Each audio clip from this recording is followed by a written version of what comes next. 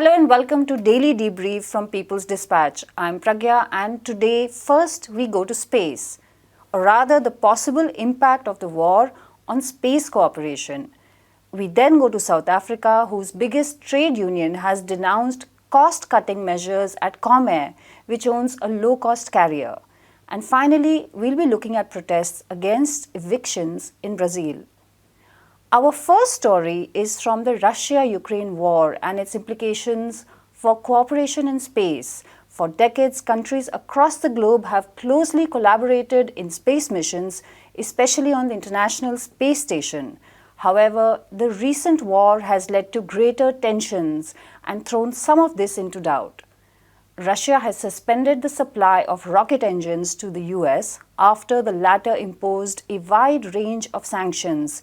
We have with us Prabir to discuss more on this issue. What happens to international cooperation in space now in the context of Ukraine and Russia? As you have seen, just day back, that you have a launch which was done by essentially Russian launch vehicle, and cosmonauts have actually rendezvoused in space, in the space station. They showed a lot of bonhomie, and also I think in a few weeks, some of the space persons now in the space station are going to return, and they will also use again a Russian space launch vehicle to come back. So as of now, it is still holding. The key issue has been that for a long time, the US did not really have any space launch vehicles to reach the space station after they discontinued their Atlas engines. I think that was in 2011.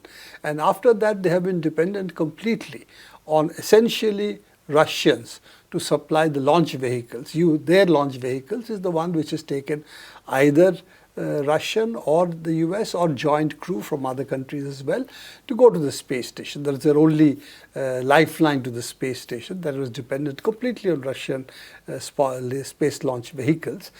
Now that Elon Musk's SpaceX has been able to pioneer a new line of space launch vehicles, the United States has the ability also to supply the space station.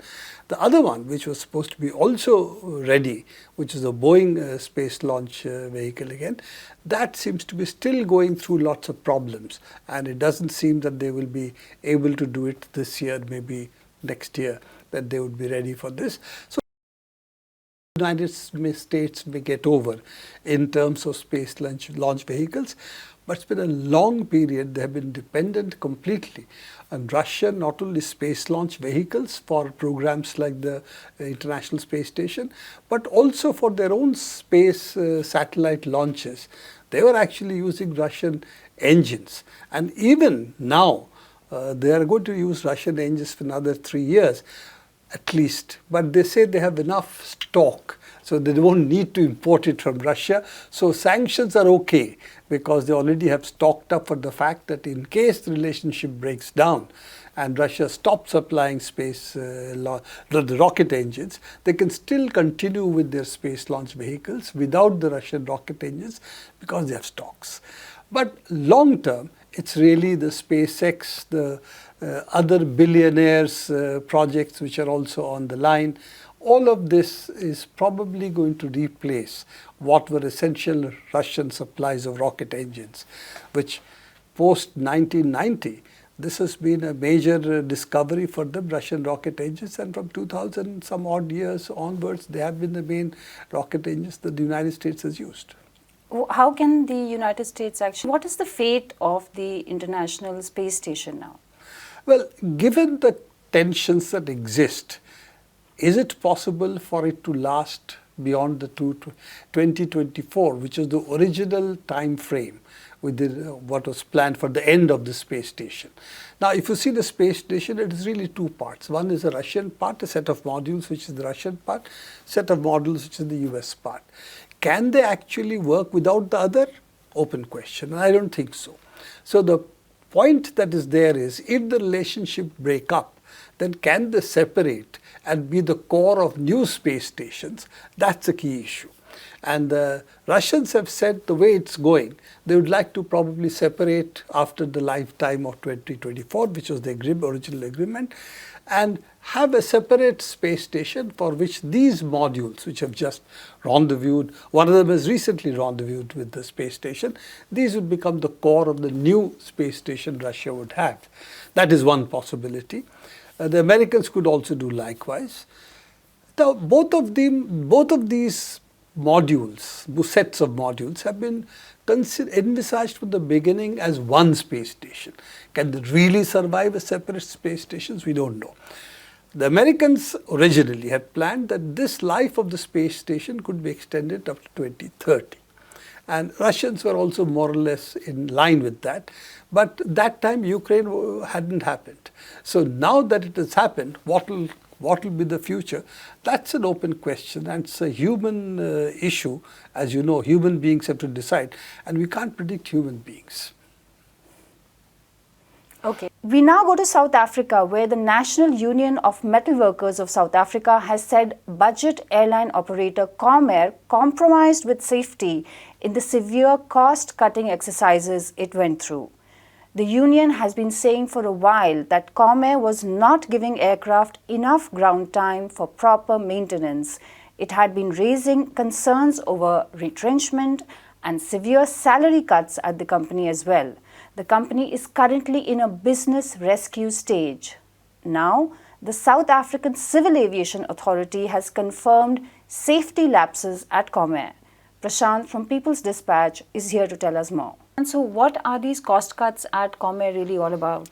Right, so Pragya, Comair operates this low-cost airlines called Kulula.com. It also is a franchisee for British Airways, like you said. The important thing is that it has been going through this process called BRP, which is Business Rescue Practitioners are basically involved in trying to sort of restructure the airline, and this has been going on for quite some time. And a standard procedure in any of these packages is basically a mass two aspects. One is to really cut costs, and as part of that also retrench a lot of workers. So in Comair's case, it's not been any different at all. And what the unions are saying right now is that some of this cost cutting has actually resulted in a drastic reduction of safety practices. So immediately what happened, the immediate news was that, Comair services were suspended for a few days. They've been resumed on March 17th. I think they were suspended on March 12th or something for a period of 24 hours, and then it was extended. And this is actually a very worrying, development, because for passengers, it causes a great deal of uncertainty and fear. Because, when you have an airline which is suspended even for 5 days in the name of safety violations, you're very reluctant about, whether you want to go back to it again at all. And an important thing to note here is that the Comair staff has been reduced from 2,500 workers to 1,300 workers. And on March, another set of retrenchments were, another retrenchment notice was announced. So what the unions are really saying is that what has happened with Comair over time is basically that the workers have borne the brunt, and because of that, the passengers are also bearing the brunt because of safety concerns. Whereas the top management has pretty much, continued to get considerable amounts of financial benefits. There's been no real attempt by the top management to sort of rescue the company. So there was a lot of there were protests held over that, and even this is not the fact that even salaries are not being delivered properly. I think up till December, only 70% of the salaries, only workers were getting only 70% of the pay.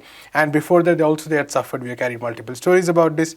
They had suffered because their pay, because when this whole BRP process was being talked about as it was going on, there was a lot of, the fact that there were a lot of money was being spent on the BRP process itself, whereas the workers were really struggling. So ultimately, this boils down to, I think, a fundamental issue in the larger sectors that we'll talk about that later has been affected.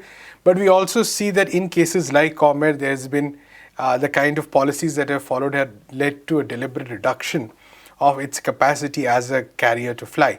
And this is really a very worrying concern for the unions. Yeah, Prashant, there were repeated warnings from the union actually. So Right. we saw this happen with the South African Airlines also. Are these two things connected? Well, in the sense that they're a very different process. South African Airways on one hand, Comair on the other. South African Airways, the national carrier, of course. But what is really common to both these cases, I think, is, like I said, this two-pronged process. In one, both these airlines, in their own ways, were affected very badly by the pandemic. which happened across the world. In the case of South African Airways, for instance, there was a very concerted effort by the unions to protect as many of the jobs as possible.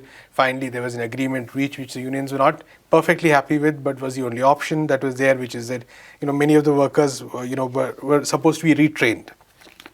But now what we've seen actually is that the government and the airline have gone back on many of these promises. More retrenchments are being announced, and whereas the fact that again in terms of the top management, there is no reduction in the salaries they're getting or anything of that sort.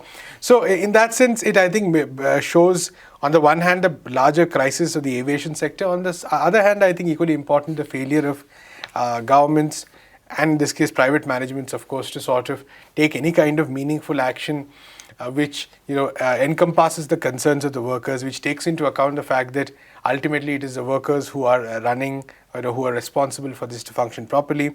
So in search of profits, in search of reducing losses, the first strategy is actually to gut the institution as much as possible, gut the workforce, and then sort of try to muddle around.